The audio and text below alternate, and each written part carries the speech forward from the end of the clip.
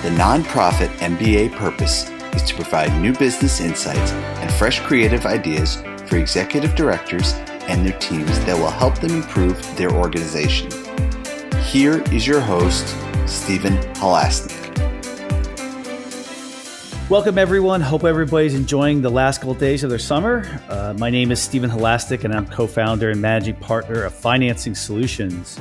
Financing Solutions is the leading provider of lines of credit to nonprofits.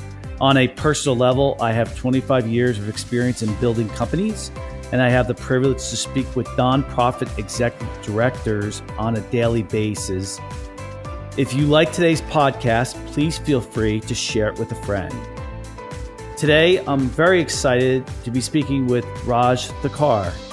Raj is the founder and CEO of two social enterprises, FOREsight Financial Services for Good and the Charter School Business Management, also known as CSBM, which collectively serve 150 nonprofits to responsibly manage the accounting for over $700 million in public funds.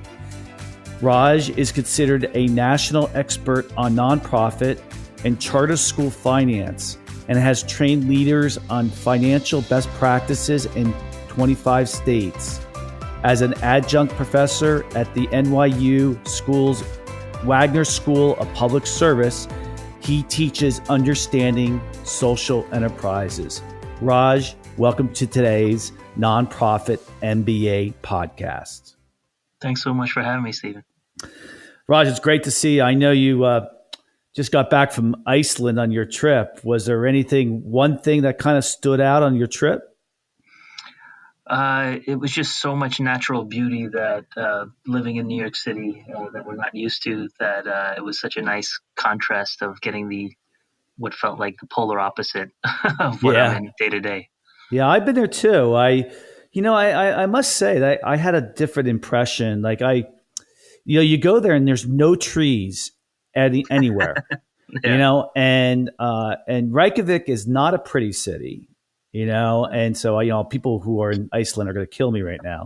So, it was just, what I really learned was how much I like, areas that have trees, national parks and those type of things.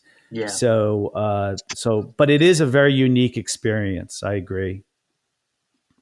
So today, a little bit about what we're going to be talking about is, it's not the most sexy subject, but I think, all of us who are either in business or a nonprofit know how important forecasting is. And yet none of us really do a great job with it. So, it's an area that Raj has direct experience in. When you and I were talking, and I said, well, what do you think is one of the top things that you talk to nonprofits with when you go in there to help them? And you said forecasting. I knew it was right, hitting the nail on the head. So, tell us a little bit about when you're usually brought in to see a nonprofit. What's the reason for that? So there's usually some sort of financial disaster that has occurred, and they need somebody to fix everything that's going on pronto.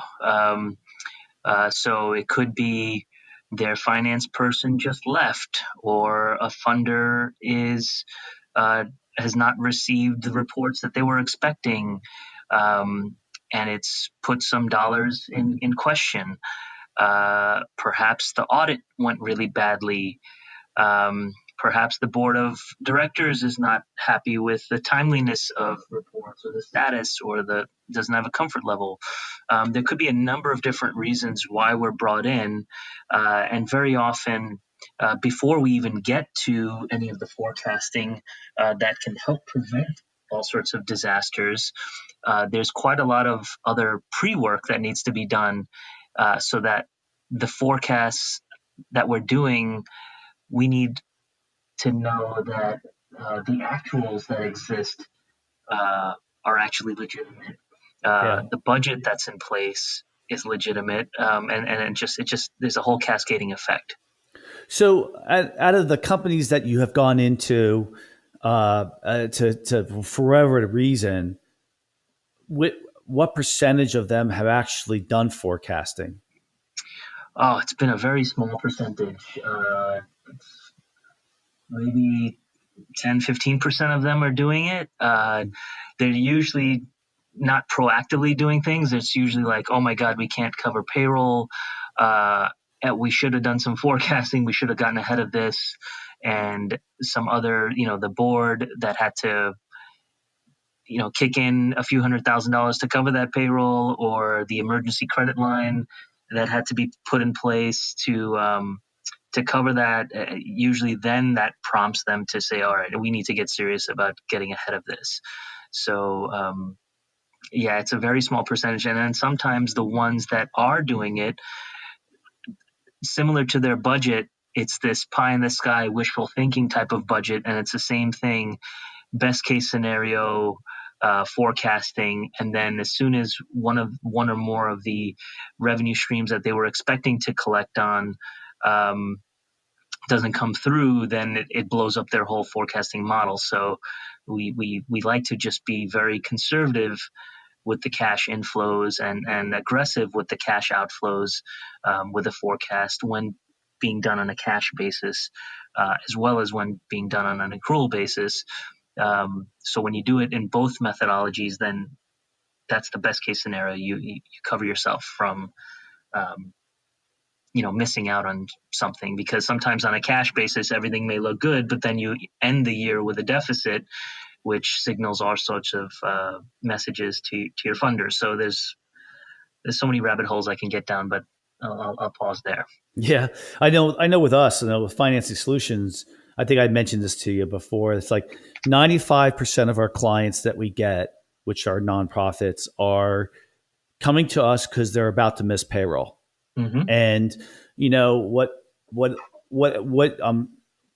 lot of nonprofits executive directors don't know when they come to us, and actually they usually tell their board about this, and this kind of facilitates them getting the line of credit in place, is that it's actually illegal to miss payroll. So you can't go to your staff and go and say, well, we can't pay you this Friday, but we'll pay you on Wednesday. And that's very typical of all nonprofits. But what executive directors don't know is that that's illegal. You're not supposed to do that. And the state and the federal government can come in and really kind of cause some problems. And it's kind of the last thing you want.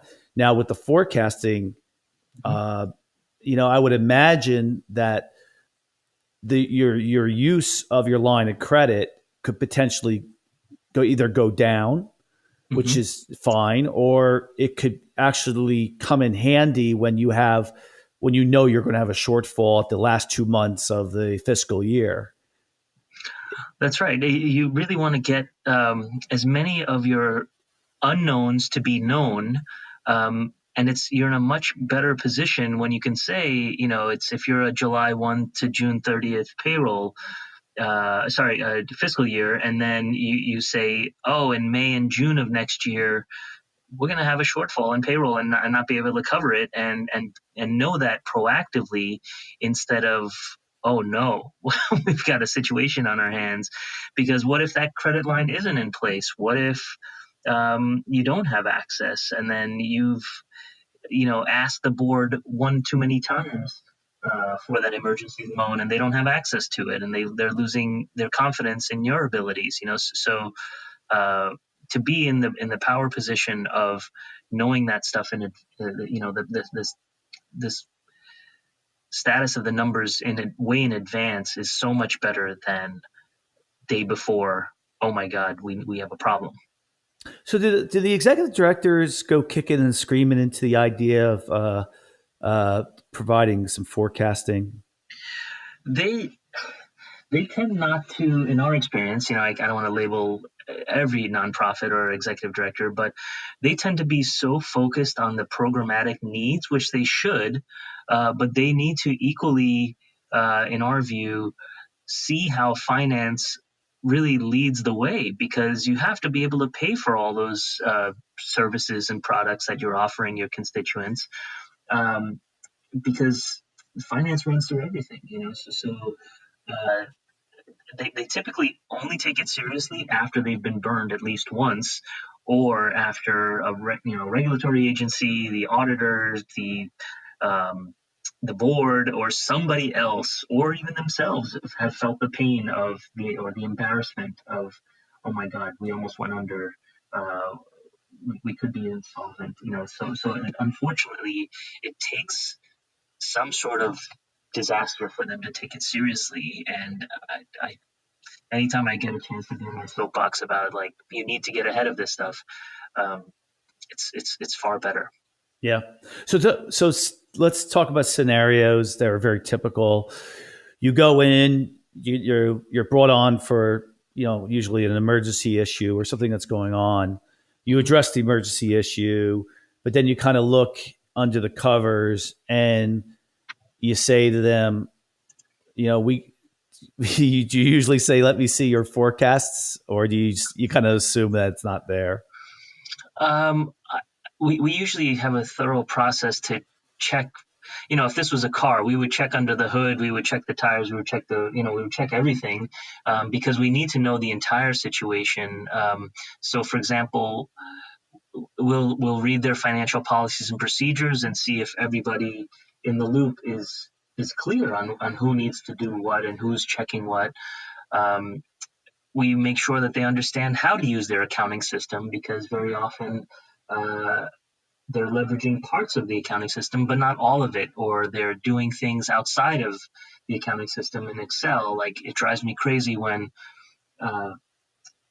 nonprofits are doing bank reconciliations in Excel when you can type up whatever you please in Excel. Every accounting system has a bank reconciliation module. You have to just use that. So we look at that. We look at the audit. What would the last audit or two say in the audited financial statements and the management letter, which is even more important, because that will identify and enumerate all the things that are going wrong, that the auditors have identified. We take a look at the budget and make sure whether the budget is a wishful thinking budget, or whether they have a really realistic type of budget that's been set up. We look at their existing reports and see if there's any enhancements that we could make to those reports. We look at, and then the last thing we look at is just, do they understand where their money is coming from, what triggers those payments from those funders, and do they have a sense of their fixed costs and their variable costs, and are they clear on what to reduce in case of an emergency, and what kind of contingencies they've thought up in advance. Right. So the variable costs would be things that you would change depending on the funding, timing, and level that you're getting.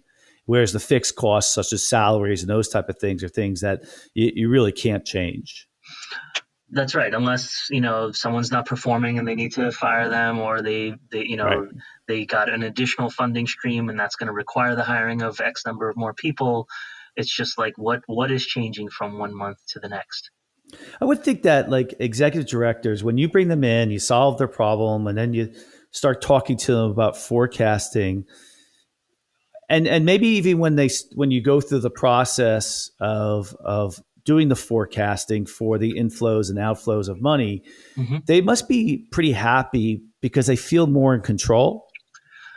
Yes. As long as they're willing to put in the work, right? So, a lot of times we will say, okay, how much money in private fundraising is your board going to do, or are you doing, or like, they have to be able to answer the questions. So a good finance team will know what questions to ask, but then those questions have to be answered by the leadership of the nonprofit. So it's the usual garbage in, garbage out. So if they're giving us vague responses, so I'll give you an example. Like, if they are applying for a $50,000 grant from a particular foundation, we will ask, is this a grant you get every year?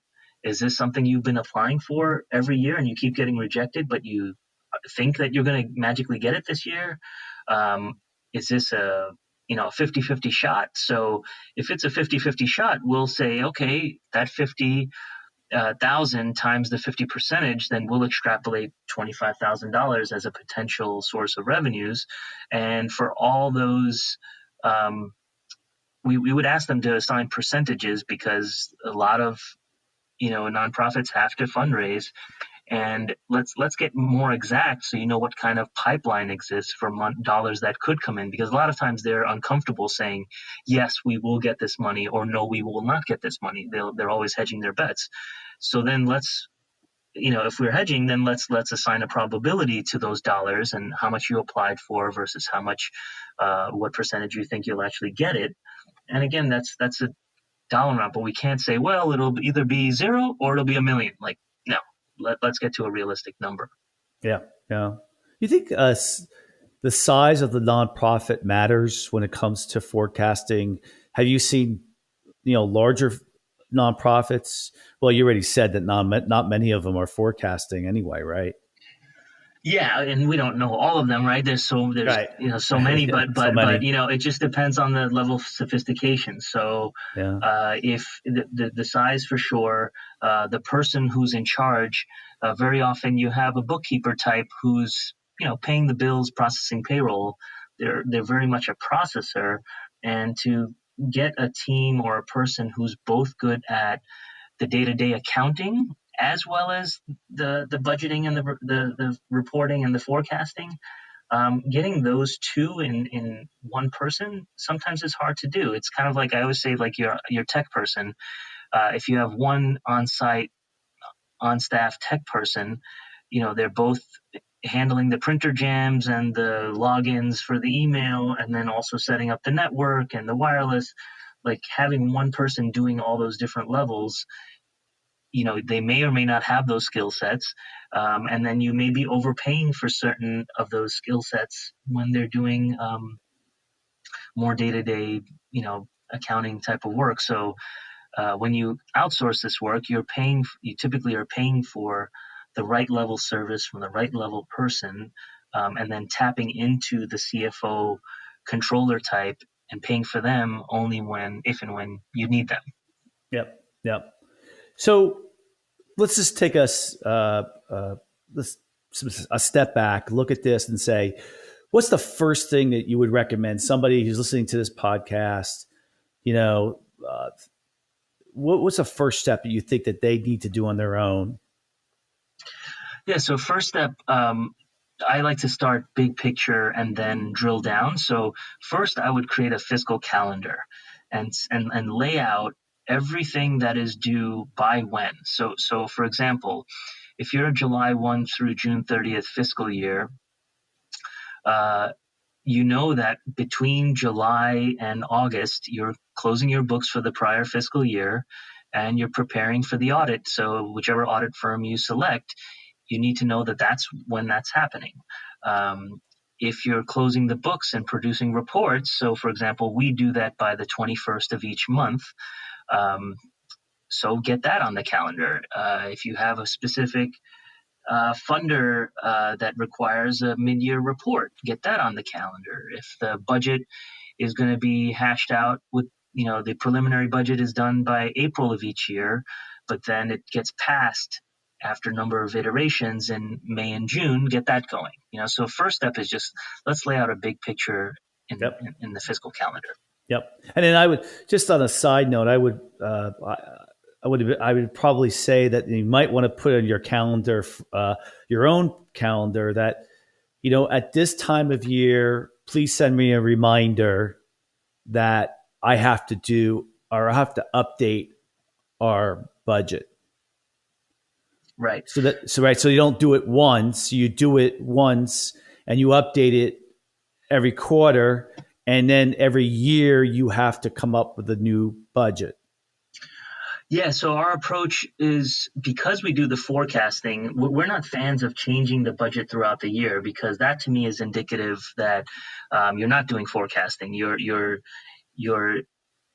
essentially forecasting by changing the budget throughout the year. So we like to fix the budget, at most maybe change it at the middle of the year if there's a really material change. But so when we're doing our reports, again, operating with the July 1, June 30 fiscal year, if you're closing quarter one, which is July 1 through September 30th, then we're forecasting for October 1st through June 30th, of the following year on both an accrual basis and a cash basis. And then the next month, you do the same thing. Now you have 4 months of actuals and then 8 months of forecasting, and it just the cycle continues. So then you can capture all of those changes throughout the year without having to go to the board and change the budget and do everything. And like I said, unless it's a material change of more than 10, 15, 20%, we just like to capture all of that in the forecast because things change all the time with nonprofits. Yeah. So what would be the second thing you'd recommend? The second thing is, after you've looked at the big picture, the second thing is to really get a clear understanding of every single revenue stream that's coming in, the likelihood that it's coming in, the timing of it coming in, when, what triggers it being paid. Is it coming in via check, and you need to make sure that the address is correct? Is it being automatically deposited into your bank account? All of those details, and then the same thing on the cost side of things. What's your monthly amount for all of your vendor payments? What every pay period? We prefer doing semi-monthly payroll instead of biweekly to avoid having those 2 months where you have 3 payrolls, so that it's really smoothed out. And which months, if any, there's heavier spending versus less spending. Mm-hmm. Does the timing of your revenues heavily rely on an annual fundraiser that funds the entire year, and you need all those high net worth individuals or corporations or foundations to fund that? And until then, it's feast or famine, and you need to watch very closely. So the how to just smoothly predict the income, the cash coming in, the cash going out, and in advance identify any months that you're going to run negative or run dangerously close to zero, while including some sort of contingency, because emergencies will always happen as well. So do the accounting packages, the smaller nonprofits are using QuickBooks. Right. Larger nonprofits maybe are using something a little bit more robust. Do they do a good job with, because they all have forecasting modules inside of them, correct? In QuickBooks, no, they don't. So what we do is we take the budget versus actuals from QuickBooks and we export that to Excel, and we do that outside of the accounting system. There are some things that we've tested, but we haven't been thrilled with it. There are other accounting packages that are very expensive, sometimes $20,000, $30,000, $40,000 per year in fees. But then sometimes the nonprofits don't pay for the training on the use of those modules, or they got the training at the beginning, then they never used them, then they forgot, and then it's a lot of money to go back to the vendor that supplied this expensive software for the accounting package. So we see it a lot of times, people just doing everything in Excel.